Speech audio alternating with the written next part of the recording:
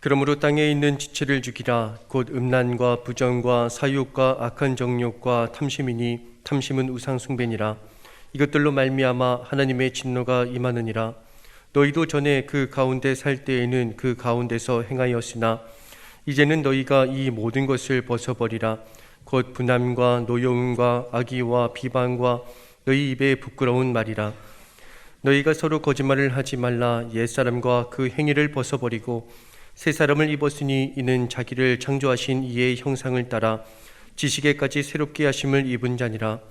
거기에는 헬라인이나 유대인이나 할레파나 무할레파나 야만인이나 수구디아인이나 종이나 자유인이 차별이 있을 수 없나니 오직 그리스도는 만유시요 만유 안에 계시니라. 그러므로 너희는 하나님이 택하사 거룩하고 사랑받는 자처럼 긍휼과 자비와 겸손과 온유와 오래 참음을 옷 입고 누가 누구에게 불만이 있거든 서로 용납하여 피차 용서하되 주께서 너희를 용서하신 것 같이 너희도 그리하고 이 모든 것 위에 사랑을 더하라. 이는 온전하게 매는 띠니라. 그리스도의 평강이 너희 마음을 주장하게 하라. 너희는 평강을 위하여 한 몸으로 부르심을 받았나니 너희는 또한 감사하는 자가 되라. 그리스도의 말씀이 너희 속에 풍성히 거하여 모든 지혜로 피차 가르치며 권면하고 시와 찬송과 신령한 노래를 부르며 감사하는 마음으로 하나님을 찬양하고 또 무엇을 하든지 말에나 일에나 다 주 예수의 이름으로 하고 그를 힘입어 하나님 아버지께 감사하라. 아멘. 네, 귀한 찬양 감사드립니다. 호산나 성가대의 부흥이 임한 것 같아요. 네, 저희 모두에게도 늘 주의 은혜가 충만하기를 축복합니다. 여러분, 오늘 이곳에 모인 우리 모두가 하나님 나라의 백성입니다. 그리고 그와 동시에 이 땅을 살아가는 이 땅의 백성이기도 한 거죠. 그렇다면 하나님 나라의 백성인 우리가 이 땅을 사는 방법은 무엇일까요? 어떤 모습이어야 할까요? 여러분은 믿음의 자녀로 이 땅에서 정말 잘 살고 계십니까? 그리스도 예수의 사람들이 우리라면 이 땅을 사는 방식은 무엇이어야 할까? 이 질문이 오늘 우리가 읽은 본문 말씀을 꿰뚫고 있는 질문이라는 생각이 들었습니다.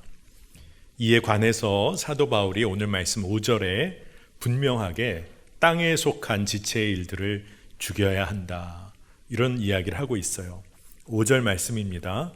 그러므로 땅에 있는 지체를 죽이라. 곧 음란과 부정과 사욕과 악한 정욕과 탐심이니 탐심은 우상 숭배니라. 이 땅에 속한 지체의 일이란 것은 육신과 물질에 속한 죄의 모습을 나타내고 있는 겁니다. 이 죄의 속성들이 마치 한 몸처럼 긴밀하게 연관이 되어 있다는 거예요. 여러분, 그러면 땅의 것들은 다 버리고 영적인 것에만 몰두하면 되는 걸까요? 결코 아닙니다. 우리가 꼭 기억해야 할 것이 있습니다. 우리는 믿음을 살아가는데 이 땅에서 믿음을 살아가야만 한다는 사실입니다.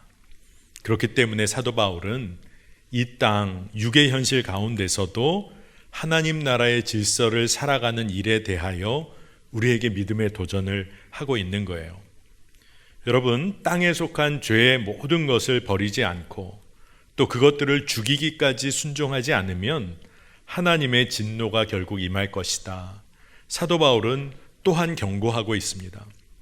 여러분, 우리가 아침에 출근길 또 학교 가는 길에 신발 안에 모래와 같은 것 하나만 들어와 있어도 불편해서 신경이 엄청 쓰이잖아요. 털어버리려고 하고 심지어는 한 곳에서 신발을 벗어서 그 모래에 작은 알갱이 하나 털어내려고 그렇게 다 합니다. 그리고 다시 걸어가죠. 여러분, 죄의 것들에 관해서는 어떻게 합니까? 죄의 작은 것 하나라도 그렇게 털어내고 끊어내려고 우리가 노력하며 살고 있습니까? 여러분, 죄의 것들을 우리가 반드시 끊어내야 합니다. 거룩하게 구별된 하나님의 백성으로 우리는 지금을 살아야 하고 또한 다가오는 하나님의 때를 준비해야 합니다. 역설적으로 하나님의 때를 준비한다는 삶은 어떤 삶이어야 하냐? 지금 하나님 나라의 백성으로 이 땅을 살아가야만 그것이 가능하다는 거예요. 다가올 하나님의 때를 준비하기 위해서 지금 하나님 나라를 사는 백성다운 삶을 살아야 한다는 것입니다. 이게 어떤 모습일지 오늘 우리가 말씀을 따라 은혜를 나누면 좋겠습니다. 그리스도 예수의 사람의 삶이란 것은 삶의 존재 방식이 완전히 뒤바뀐 삶을 사는 그런 사람의 삶입니다. 여러분, 예수님 만나기 전을 한번 생각해 보세요. 그 옛날에 내가 어떻게 살았나? 옛 삶의 방식으로 이제는 우리는 돌아가 살 수 없는 자입니다. 존재의 삶의 방식이 완전히 바뀌었기 때문에 그래요. 삶의 전 영역에서 우리는 완전한 변화를 경험한 사람들입니다. 사실 세례받은 그리스도인의 삶이 다 이런 의미를 포함하고 있어요. 로마서 6장 6절입니다. 우리가 알거니와 우리의 옛사람이 예수와 함께 십자가에 못 박힌 것은 죄의 몸이 죽어 다시는 우리가 죄에게 종노릇하지 아니하려 함이니. 아멘입니다. 여러분, 존재의 방식이 바뀌었다는 말은 생명을 누리는 방식이 전적으로 바뀌었다는 것을 말해요. 제가 예전에도 한번 강조를 했습니다. 여러분, 아기가 막 태어나서 할 수 있는 일이 뭐가 있을까요? 혼자서는 아무것도 할 수 없습니다. 누가 돌봐주지 않으면 살 수가 없어요. 오로지 그 아이가 할 수 있는 일은 부모의 사랑을 믿는 것밖에는 아무것도 할 수가 없습니다. 그러니까 아이가 부모가 자신을 돌봐줄 걸 믿고 그래서 보채기도 하고 울기도 하는 거죠. 탯줄로부터 공급되던 영양분, 안락함 다 사라졌습니다. 태어난 순간부터 우리는 하나님의 사랑을 믿고 살 수밖에 없는 존재로 우리가 태어난 거예요. 그런데 세례는 어떻습니까? 세례는 옛사람이 죽은 겁니다. 이제 예수님으로만 사는 자가 된 거예요. 그래서 그리스도 안에서 존재의 방식이 바뀐 사람의 특징에 관해서 바울이 분명하게 이야기를 합니다. 갈라디아서 5장 24절에 그리스도 예수의 사람들은 육체와 함께 그 정욕과 탐심을 십자가에 못 박았느니라. 아멘입니다. 여러분, 우리가 그렇게 정욕과 욕망을 쫓아 삽니다. 근데 여러분, 만족함이 없잖아요. 그렇게 정욕과 욕망을 쫓아 살면서도 만족함이 없습니다. 왜 그럴까요? 우리는 그리스도 예수를 내어주신 그 하나님, 그 하나님의 사랑을 믿는 믿음으로만 살게 디자인이 되어 있기 때문에 그래요. 우리는 그 하나님을 믿는 믿음으로 살게 되어 있습니다. 이렇게 생명의 방식이 뒤바뀐 사람들, 우리의 삶의 모습은요, 관계 가운데서, 우리 삶의 관계 가운데서 그 특징이 드러나게 되어 있습니다. 사도 바울은 오늘 말씀 5절과 8절에서 우리에게 주어진 관계 가운데서 버려야만 하는 악덕들에 관해 이야기를 먼저 합니다. 5절에 곧 음란과 부정과 사욕과 악한 정욕과 탐심, 8절에는 곧 분함과 노여움과 악의와 비방과 너희 입에 부끄러운 말, 이 모든 것들을 버려야 한다, 이야기를 하고 있어요. 여러분, 이 악덕들의 공통점이 뭐가 있을까요? 이 모든 악덕들은 지독할 정도로 자기중심적이란 겁니다. 자기 욕구 따라, 자기 감정 따라, 자기 판단 따라서 움직이고 휘둘리는 것이란 겁니다. 여러분, 자기중심적인 것이 도에 지나칠 정도가 되면 어떻게 될까요? 이웃들과의 관계는 말할 것도 없고 하나님과의 관계조차 잊고 살게 됩니다. 탐욕이 우상숭배가 되는 이유가 뭘까요? 지독히 자기중심적인 욕구가 하나님의 자리마저 훔쳐버리기 때문에 그렇습니다. 그런데 이와는 대조적으로 12절에서 사도 바울은 반드시 추구해야 할 신앙적인 덕목들을 강조하고 있어요. 12절에 그러므로 너희는 하나님이 택하사 거룩하고 사랑받는 자처럼 긍휼과 자비와 겸손과 온유와 오래 참음을 옷 입고. 여기서 바울이 말하는 신앙적인 이 덕목들에도 공통점이 있는데 그것은 이웃들과의 관계 속에서 누려지고 행해지는 덕목들이라는 겁니다. 존재의 방식이 뒤바뀐 사람들의 삶에서 드러나게 되는 특징들이에요. 사랑을 베풀고 친절히 대하고 겸손과 온유함으로 대하는 겁니다. 관계 가운데서 상대에 대하여 인내하는 겁니다. 여러분, 이 모든 이 신앙적인 덕목들은 관계 없이는 행할 수가 없는 거예요. 관계 없이는 누릴 수가 없는 덕목들입니다.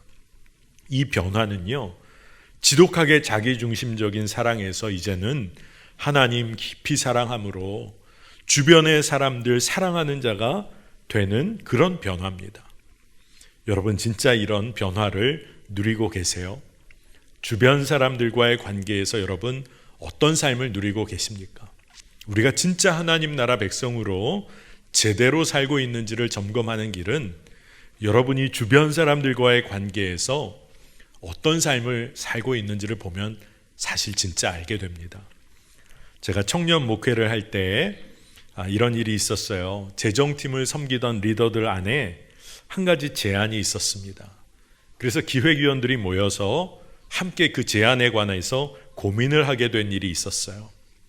그 고민거리는 뭐냐 하면, 요즘 모두가 어떤 얘기를 하냐 하면, 이제는 우리 이제 끼니 걱정 정도는 안 하는 시절을 우리가 살고 있다, 이런 얘기를 하는데, 청년들의 이야기는 우리 공동체 안에도 한 끼 해결하기가 쉽지 않은 청년들이 있고, 또 다른 청년들처럼 커피 한 잔 편하게 마시면서 믿음의 교제 나누기가 참 어려운 재정 형편 가운데 있는 청년들이 있는데 우리가 어떻게 반응해야 할까, 이런 고민들을 하기 시작한 거예요. 그래서 시작하게 된 프로젝트가 하나 있었는데, 기획위원들과 청년들이 주섬주섬 프로젝트라는 걸 시작하게 됐습니다. 그래서 제가 그 프로젝트는 뭐냐고 물어봤어요. 그랬더니 주님을 섬기고 주변 사람을 섬기는 프로젝트란 이름이라는 거예요. 그래서 제가 이름 기가 막히게 정했다 그랬습니다. 지금 당장 어려운 청년들의 삶을 어떻게 하면 섬길 수 있을까 하는 거였어요. 그래서 여기에 마음을 모은 청년들이 재정을 이 프로젝트에 흘려보냈습니다. 그러면 이 주섬주섬 프로젝트 톡방이 생겼는데, 누구라도 한 끼에 필요가 있는 청년, 차 한 잔에 필요가 있어서 요청을 하면 아무 조건 없이 도시락 기프티콘을 보내주고 차 한 잔 할 수 있는 기프티콘을 보내줬어요. 관리자 외에는 아무도 누가 요청하고 받아가는지를 모르는 겁니다. 근데 이 일이 참 은혜 가운데 계속되어졌습니다. 그런데 이 일이 계속되다가 한 차례 위기도 있었어요. 왜냐하면 합리적인 사고를 하는 청년들 중에 이런 질문을 하는 겁니다. 혹시 이게 남용되면 어떻게 합니까? 그냥 자기가 정말 어렵지 않은데 그냥 무조건 신청하는 사람 있으면 어떡합니까? 혹 특정인만을 돕는 게 되면 어떻게 합니까? 이런 질문들이 있었어요. 질문할 만한 내용들이죠. 그런데 이 문제 앞에서 모든 리더들이 기도하는 가운데 한 마음을 나누게 됐는데, 혹 남용되는 일이 있더라도 정말 도움이 필요한 한 사람에게 아무 조건 없이 하나님의 손길이 미칠 수만 있다면 이거 계속 해야 합니다. 그리고 그게 감사의 고백이 됐어요. 그리고 이 프로젝트가 지금도 계속되고 있습니다. 제가 그 당시에 재정 결제를 할 때 보면 참 놀라운 일이, 이 주변에 있는 어려운 친구를 돕는 이 프로젝트에 적은 금액이지만 계속해서 재정을 흘려보내는 헌금이 끊이지 않는다는 게 참 놀라웠어요. 왜 이런 일이 여러분 가능할까요? 하나님을 진짜 사랑하는 자는 주변 사람들을 섬길 수밖에 없기 때문에 그래요. 자기중심적인 삶에서 하나님과 이웃을 사랑하는 삶으로 나아갈 수밖에 없어요. 분명한 사실이에요. 주님을 섬기는 자는 주변을 반드시 섬기게 되어 있습니다. 그런데 문제는요, 여러분, 어떻게 이런 변화가 우리 삶에 지속적으로 가능할까라는 질문이에요.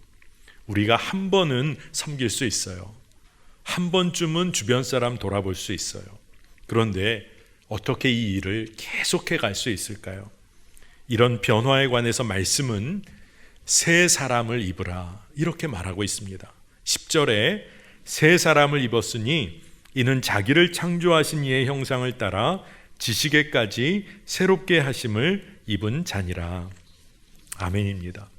여러분, 이 말씀은요, 겉에 드러나는 모습을 말하는 거 결코 아니라는 거 우리가 압니다. 새 사람을 입었다는 것은 우리의 겉모습의 변화를 말하는 게 아니에요. 하나님의 형상 따라 그 성품을 드러내는 삶을 살게 되었다는 겁니다. 우리가 연약해서 무너지기도 하고 죄짓고 세상에 이리저리 휘둘리기도 합니다만 우리에게는 소망이 있어요. 그 이유가 뭡니까? 우리가 하나님을 닮은 자이기 때문에 그래요. 닮은 정도가 아니라 하나님의 형상이 심겨져 있기 때문에 그렇습니다. 여러분, 그래서 우리 삶의 변화, 그 지향점은요, 나 혼자 잘 먹고 잘 사는 것 아니라 오로지 하나님 그분이신 거예요. 왜냐하면 우리가 그리스도를 옷 입은 자로 살아가게 되기 때문에 그렇습니다. 갈라디아서 3장 27절에 누구든지 그리스도와 합하기 위하여 세례를 받은 자는 그리스도로 옷 입었느니라.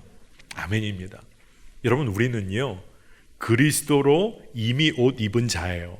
그리고 또한 매일매일의 삶에서 그리스도로 옷을 입어야 하는 자입니다. 왜냐하면 우리가 육신의 본성을 여전히 가지고 사는 존재예요. 그래서 매일 새롭게 그리스도로 옷을 입어야 하는 것입니다. 로마서 13장 14절을 보면 오직 주 예수 그리스도로 옷 입고 정욕을 위하여 육신의 일을 도모하지 말라. 오늘도 새로운 삶의 방식, 하나님 나라의 질서를 지금 우리가 이 땅에서 살아가는 겁니다. 여러분, 군인이 군복을 입고 의사가 의사 가운을 입고 운동선수가 경기복을 입을 때 그들이 직책을 수행하는 것이죠. 정신 차리고 직책을 수행하는 겁니다. 예수를 따르는 우리는 어때요? 그리스도를 옷 입는 거예요. 그래서 내 안에 예수 생명, 그 예수 생명으로 인해 육신의 욕심대로 살지 않게 되는 겁니다. 진짜 놀라운 것은요, 이러한 모든 삶의 변화에는 예외나 차별이 있을 수 없다는 거예요. 이게 무슨 의미죠? 나에게도 이 변화는 분명히 일어난다. 이게 얼마나 은혜입니까? 복음의 능력, 복음에 이끌린 변화된 삶이요, 특정인에게서만 일어나는 일이 결코 아니라는 거예요. 나에게도 분명히 일어나는 은혜의 변화라는 겁니다. 오늘 말씀 11절에 거기에는 헬라인이나 유대인이나 할레파나 무할레파나 야만인이나 스구디아인이나 종이나 자유인이 차별이 있을 수 없나니 오직 그리스도는 만유시요 만유 안에 계시니라. 아멘입니다. 예수님께서 내 안에 거하시고 역사하신다. 이 일에 내 삶도 예외가 될 수 없다는 거예요. 그리고 뿐만 아니라 나로 인하여 이제는 그 누구도 이 놀라운 복음의 역사에서 제외될 수가 없다는 겁니다. 그러니까 그리스도 예수의 사람은요, 혼자서만 믿음 생활 잘하는 사람 아닙니다. 혼자서만 은혜 누리는 사람이 결코 아니에요. 내가 은혜 받았기에, 그리고 믿음 생활하며 내가 받은 은혜가 있기에 그 어느 누구도 뒤에 남겨지지 않도록 돌보는 사람입니다. 저는 이 말씀을 묵상하면서 현대적으로 우리 공동체에 추가해야 할 항목들이 있지 않을까 생각을 해봤어요. 예를 들면 가난한 자와 부유한 자도, 여성과 남성에게도, 힘이 없는 자와 권력이 있는 자에게도, 먼저 된 자도 새가족에게도 어떠한 차별이나 구별이 없음을 그리스도인은 증거해야겠구나, 그런 마음이 들었습니다. 여러분, 초점은 그리스도가 내 안에 계심, 그것 믿고 늘 기억하고 증거하고 은혜를 나누는 삶입니다. 그렇기 때문에 오늘 말씀에서 사도 바울이 한 사람의 개인이 어떻게 하나님 나라를 잘 살아갈까, 이 이야기만 하고 있는 게 아니라 그가 공동체가, 교회가 어떻게 하나님 나라를 살아낼지에 관해서 그가 강조하고 있는 거예요. 여러분, 공동체, 이 교회 공동체가 신앙적 삶 정말 제대로 살고 있는지에 대하여 도전하는 지점이 무엇이냐 하면 바로 용서와 사랑입니다. 13절 14절 말씀입니다. 누가 누구에게 불만이 있거든 서로 용납하여 피차 용서하되 주께서 너희를 용서하신 것 같이 너희도 그리하고 이 모든 것 위에 사랑을 더하라. 이는 온전하게 매는 띠니라. 아멘입니다. 여러분, 용서와 사랑은 하나님의 나라의 백성들이 진짜 공동체로서 이 땅을 제대로 살고 있는지를 점검하는 부분이에요. 예수님도 말씀하셨어요. 요한복음 13장 35절에 너희가 서로 사랑하면 이로써 모든 사람이 너희가 내 제자인 줄 알리라. 아멘입니다. 우리가 진짜 사랑하는 것을 통해서 주님을 증거하게 되는 겁니다. 여러분, 서로 사랑하고 용서하는 일은 무조건적인 그리스도의 사랑에 기초합니다. 그것 없이는 용서하지 못할 리 용서하고 사랑하지 못할 리 사랑하는 일은 불가능한 거죠. 그런데 한 가지를 분명히 해야 돼요. 여러분, 우리에게 사랑할 능력이 없고 용서할 능력이 없어서 잘 안 되는 겁니까? 주님이 우리를 무조건적으로 사랑하시고 십자가에서 용서하시고 구원해 주셨는데 우리에게 이미 은혜가 충만해요. 우리가 사랑할 능력이 없는 걸까요? 용서할 능력이 없는 걸까요? 진짜 문제는 사랑하기 싫고 용서하기 싫은 우리 마음이에요. 능력 없음이 문제가 아니라 사랑과 용서의 삶에 대한 순종의 갈망이 없는 거예요. 이게 진짜 문제라는 겁니다. 그렇게 받은 사랑과 은혜가 큰데 우리가 사랑하고 용서할 능력이 없는 겁니까? 그럴 마음이 없는 거죠. 그렇기 때문에 우리가 기억해야 합니다. 우리는 한몸된 교회 공동체로 사랑과 용서에 관해서 한 몸으로 부름받았어요. 우리의 생명은요, 예수 그리스도 안에서 서로 다 연결되어 있습니다. 그리스도를 머리로 우리가 한몸된 지체인 교회이기 때문에 우리가 서로 다투고 싸우고 용납하지 못하는 일은요, 내 이웃뿐만 아니라 나 자신도 해야 하는 일이에요. 그러므로 서로의 관계 안에 주의 평강과 평화가 임하도록 우리가 힘을 다해야 하는 것입니다. 평화와 평강을 이루는 삶은요, 그리스도인에게 선택사항이 아니에요. 필수 불가결한 사항입니다. 그게 모두가 사는 길이에요. 서로 사랑하고 용납하는 일에 관해서 말씀이 분명히 이야기를 하는데 갈라디아서 6장 2절 너희가 짐을 서로 지라 그리하여 그리스도의 법을 성취하라. 서로의 짐을 짊어지고 서로 사랑하고 용서함으로 그리스도의 법을 완성시키라는 겁니다. 그런데 우리가 질문합니다. 어디까지 품어줘야 합니까? 어디까지 이해해줘야 합니까? 사랑하고 용서만 하는 거 이제 지칩니다. 이런 말을 할 수 있어요. 전에도 여러분에게 말씀을 나눴지만 보네포 목사님 성도의 공동생활이라는 책에서 한 가지 답을 주세요. 당신 마음에 하늘의 기쁨이 부어질 때까지 하십시오.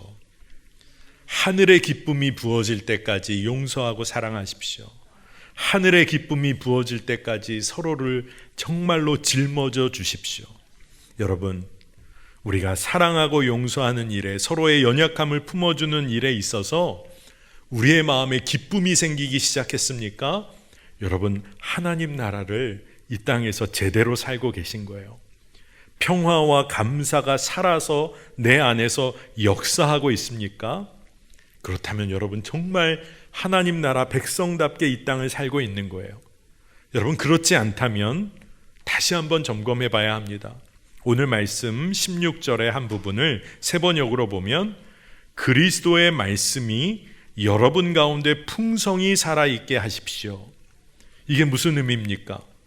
우리가 공동체로 하나님 말씀 앞에 정직하게 서야 한다는 거예요.